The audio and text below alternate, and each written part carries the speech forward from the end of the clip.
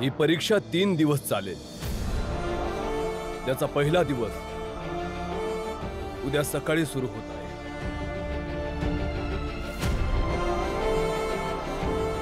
तुम्हा दोघांनाही माझ्याकडून शुभेच्छा।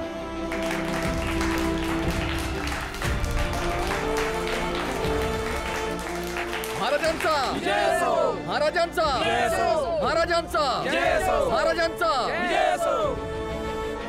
आता तुम्ही सगळे जाऊ शकता। प्रणाम महाराज। प्रणाम।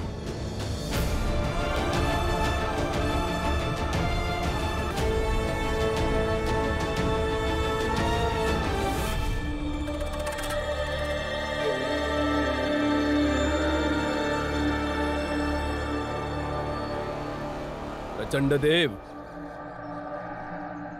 हो महाराज। मी राजा आहे, फक्त प्रेम स्वीकार करू शकतो, लाच नाही। जी तू फळांची तपके घेऊन आलायस, घेऊन जा।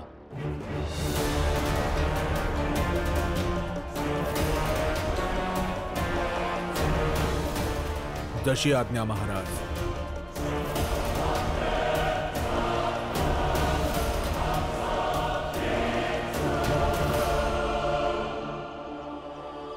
नमस्कार महाराज।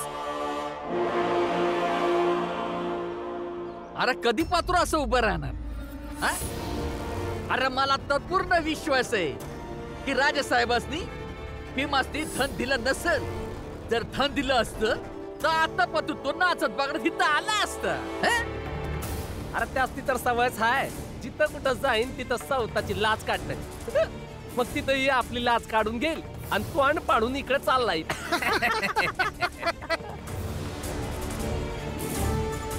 आता जाऊ मी आतमध्ये। भीमला शिष्यवृत्ती मिळाली नाही तर मला बी आनंदच होईल। हेच ऐकायचं होतं ना तुम्हा समद्यांना? भीमसाठी ही त्याची शेवटची आशा आहे। कुठे जाताय रामजी? आपल्या हारलेल्या मुलाचं स्वागत नाही करणार? आम्ही तर बाजा वगैरे पण वाजू, काय भाऊ? आम्ही तर ढोल बी वाजवू आणि नाचू बी। हो हो, ढोल पण वाजवू आणि नाचू पण। वाजवा वाजवा।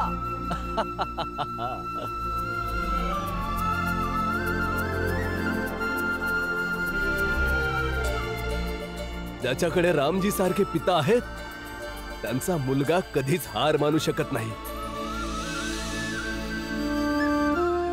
काय झालं? तुम्हाला शिष्यवृत्ती मिळाली की नाही?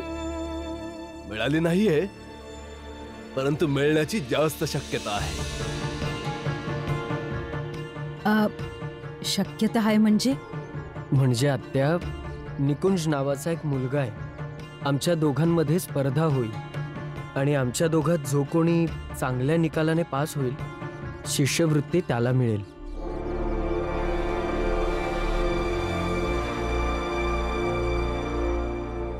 हा, मग निकुंज जिंकेल, भीम्याकडे काय होणार? माझी तर इच्छा आहे की ह्यो भीम हारला तर चांगला आहे, जर हा जिंकला ना तर पुन्हा भाषण द्यायला सुरुवात करेल। तुमच्या वाटण्यानं काय होणार आहे? जेव्हा निकाल येईन तेव्हा बघा। अरे काय बघायचंय? हेच का कसे माझे पती संघर्ष करून पुढचं शिक्षण घेणार आहेत।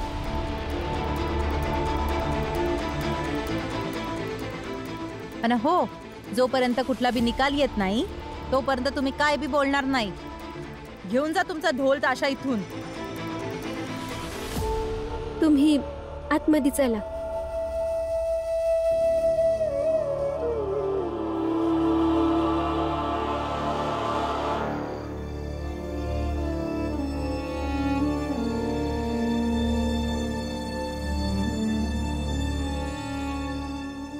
शिष्यवृत्ती प्राप्त करण्यासाठी परीक्षा द्यावी लागेल आणि त्या परीक्षेतही उत्तीर्ण व्हावं लागेल।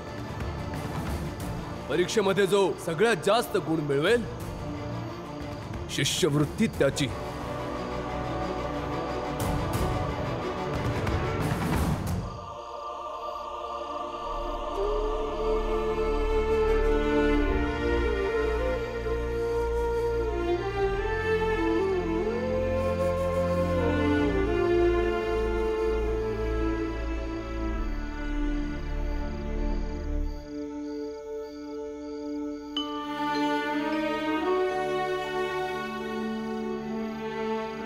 भ्या वाटतंय हं?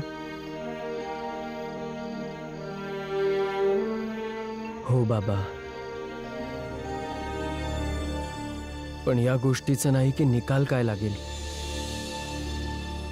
तर या गोष्टीचा की निकाल जर आपल्या पक्षात नाही आला तर माझं शिक्षण सुटेल. निकुंज आणि माझ्यातील स्पर्धा परीक्षेचा निकाल ज्या दिवशी येणार आहे त्याच दिवशी कॉलेजमध्ये फी भरण्याची अंतिम तारीखही असेल.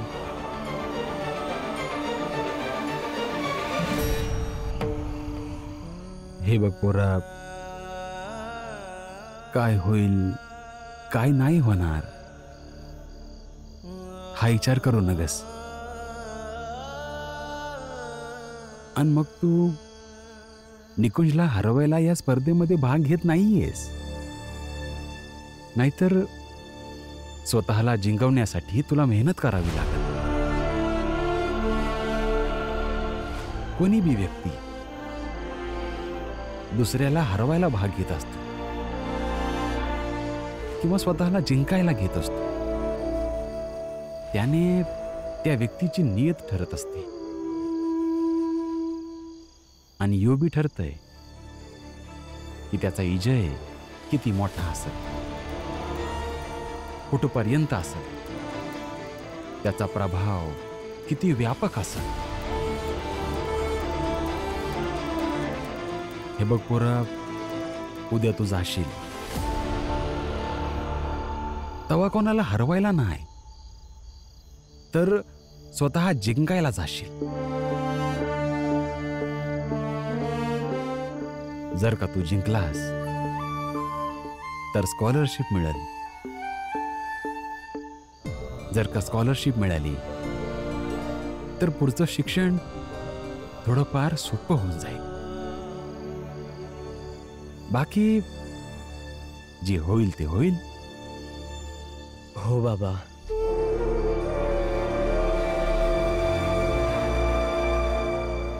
निकुंज, उद्या तुला त्या भीमरावला हरवायला जायचंय. म्हणून आम्ही तुझ्यासाठी विशिष्ट प्रकारचे बदाम मागवले. हे खा, त्याने डोकं आहे ना मजबूत राहतं आणि बुद्धी चपळ. फक्त एवढं लक्षात ठेव, तुझ्या जिंकण्यापेक्षा जास्त महत्वाचं आमच्यासाठी त्या भीमरावचं हरणं आहे. आणि तुझा विजय फक्त तुझा विजय नाही तर संपूर्ण उच्च जातीयांचा विजय असेल. मलाही त्या छोट्या जातीच्या भीमरावाला हरवून त्याची लायकी दाखवायची आणि मी त्याला नक्की हरवीन. शाबास.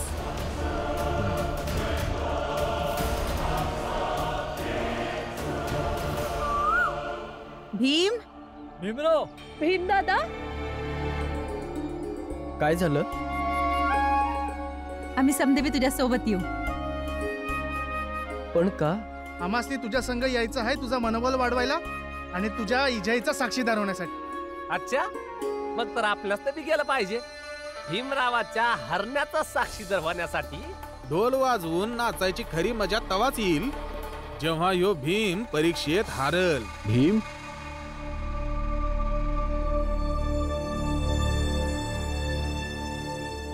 आम्ही समती बरोबर येतोय. वय भीम, पूर्ण परिवार सोबत असेल तर प्रोत्साहन बी मिळेल आणि मदत बी मिळेल. हो. होय, आपल्या समद्यांनी गेलं पाहिजे, कारण आजपर्यंत फक्त कॉलेजात जाताना पाहिलं ह्याला. तिथे जाऊन शिकतो बी की नाही ते पण बघावं लागेल ना. आता मग ठीक आहे, एक काम करा, चाळीतले समजे लोक चला, आणि ज्याला पक्षात यायचं त्यांनी पक्षात चला, ज्याला विपक्षात यायचं त्यांनी विपक्षात चला. भीम,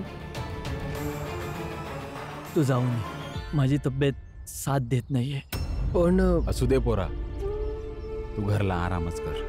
आणि तुम्ही समजा काळजी करू नका. जा, मी हाय यांची काळजी घ्यायला. पण दादा, भीम जा तू, आणि तू परत येईपर्यंत मी तुझी वाट बघेन. जिंकून ये. चला चला चला चला. आम्हाला आता सयाजी महाराजांकडे जायचंय. तिथे तो खालच्या जातीचा भीमराव आणि आपल्या उच्च जातीच्या निकुंज मध्ये प्रतियोगिता आहे. आम्हाला जाऊन बघायचंय की विजय कोणाचा होतो. प्रचंड देवजी, जिंकणार तर आपल्याच जातीचा. चांगली गोष्ट आहे. चला रस्त्यातून आणखी लोकांना घेऊ.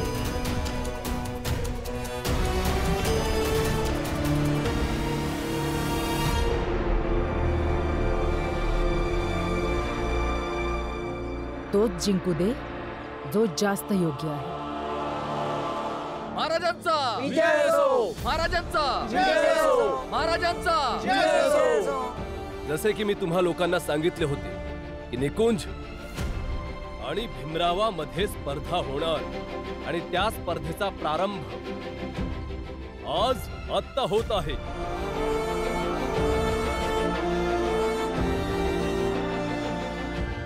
आणि तुम्हा दोघांसाठी या स्पर्धेचा हा पहिला भाग असेल. दिवे आणले जावे.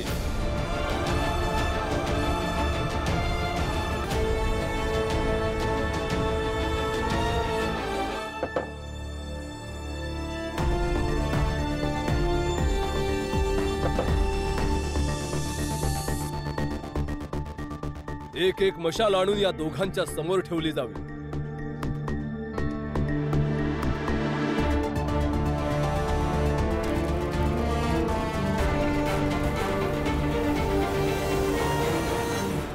जनार्दन, इतक्या दिव्यांचा महाराज काय करणार?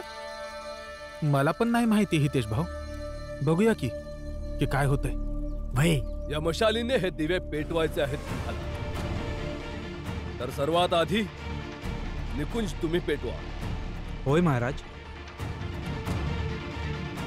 भीमराव, त्याच्यानंतर तुम्ही. होय महाराज. तर निकुंज, तुझ्या समोर ठेवलेल्या तबकालीत दिवे पेटवायला सुरुवात कर. होय महाराज.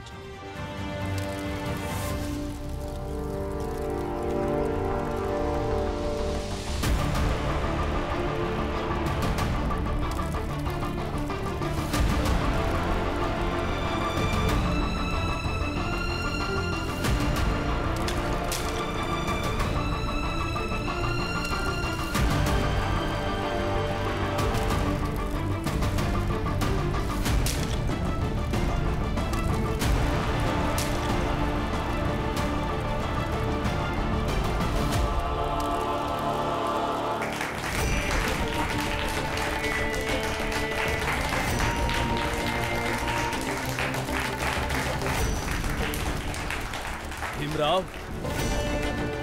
आता तू पेट. हो महाराज.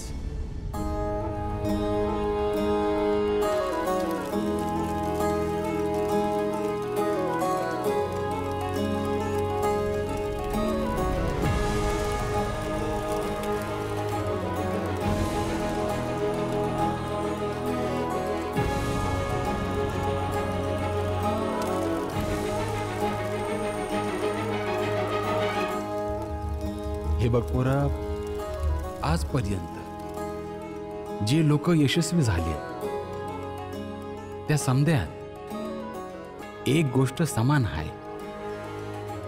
ते लोक आपलं प्रत्येक कामात नेहमी प्रेम, आदर आणि उत्कृष्ट पद्धतीनं करतात. तर तू बी कोणतं बी काम करताना ही गोष्ट नक्की लक्षात ठेव.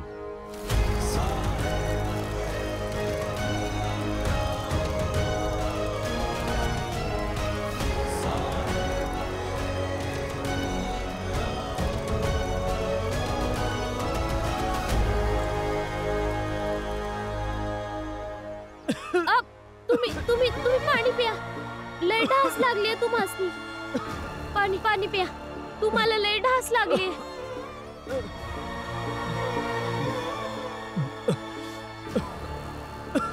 तुमचा खोकला थांबतच नाही. डॉक्टरकडे जाऊया ना. नको लक्ष्मी, काय नाही झालं. ते असंच. तुमची तब्येत अजून खराब होईल. चला डॉक्टरकडे जाऊया.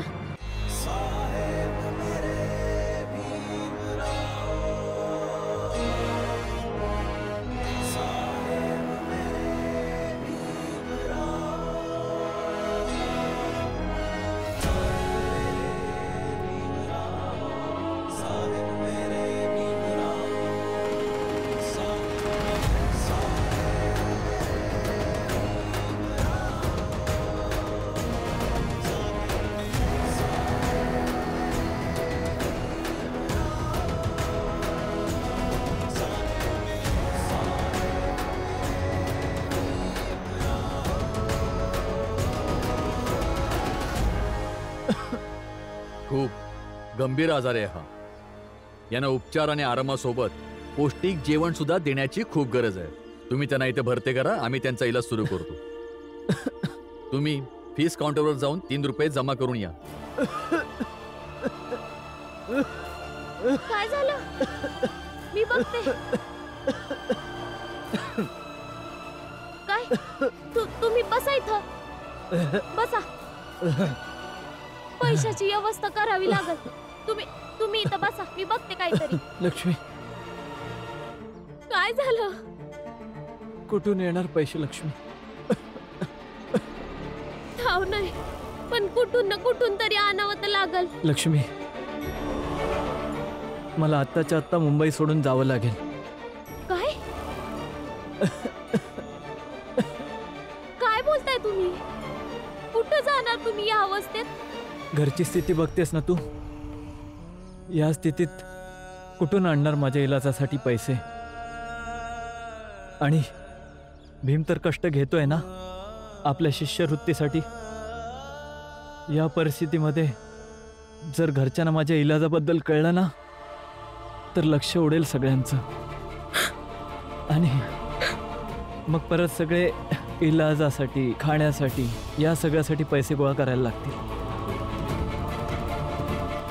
मला जावं लागेल लक्ष्मी, जावं लागेल. ऐका, तुम्हाला कुठंच एकट्याला जायची गरज नाही. मग काय करायचं लक्ष्मी सांग.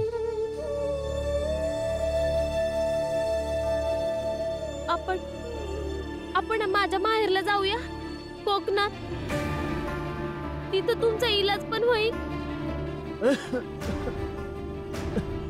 जवळ भीम भाऊ आणि बाकी सगळे चाळवाले येतील, आपण तोपर्यंत निघून जाऊ. हे करू शकतो आपण. चला लवकर जाऊ. भीमराव, मी सांगितलं होतं तुला मशालीने दिवे लावायचे आहे, परंतु तू दिव्याने दिवा लावला. असं का? क्षमा असावी महाराज, पण माझ्यासाठी ह्या दिव्यांचं जळणं शिक्षणाच्या प्रसारासारखं आहे. शिक्षणाची ज्योत एकमेकांना असंच प्रज्वलित करत असते, जसं आत्ता एका दिव्याच्या ज्योतीने दुसरा दिवा पेटवला. महाराज, असं केल्याने सगळे दिवे लागलेही आणि एकाही दिव्याचं नुकसान झालं नाही.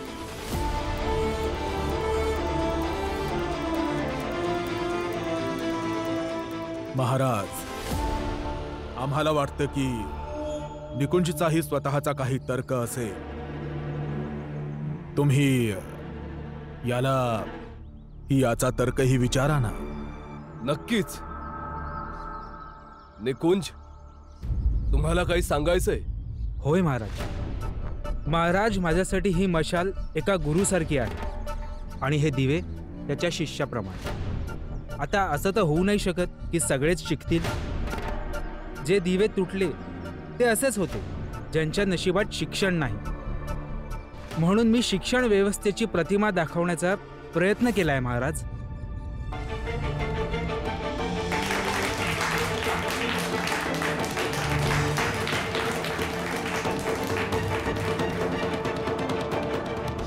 क्षमा असावी महाराज, पण मला असं वाटतं शिक्षणाच्या याच व्यवस्थेला बदलण्याची गरज आहे. म्हणजे समाजात एकही दिवा पेटल्याशिवाय वाया जाणार नाही.